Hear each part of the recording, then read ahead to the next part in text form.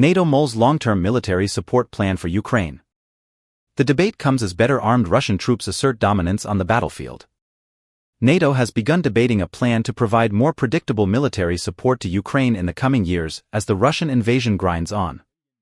We strongly believe that support to Ukraine should be less dependent on short-term, voluntary offers and more dependent on long-term NATO commitments, NATO Secretary-General Jens Stoltenberg said before chairing a meeting of the alliance's foreign ministers.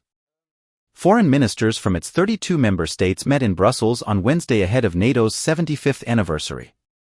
The reason why we do this is the situation on the battlefield in Ukraine. It is serious, as Stoltenberg told reporters. We see how Russia is pushing, and we see how they try to win this war by just waiting us out. Moscow has recently had the upper hand in the ongoing conflict with Ukraine due to a shortage of infantry combined with a severe ammunition shortfall.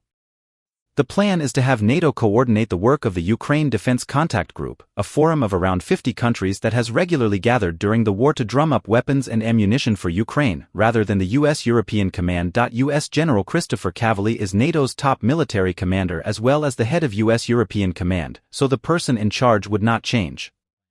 Stoltenberg has said a formal institutional framework, provided by NATO, is needed as the war drags on, while the move would not see NATO directly providing weapons to Ukraine, with the US-led alliance only agreeing to send non-lethal aid like demining equipment, fuel and medical supplies. It would mark a new phase in its involvement in the war.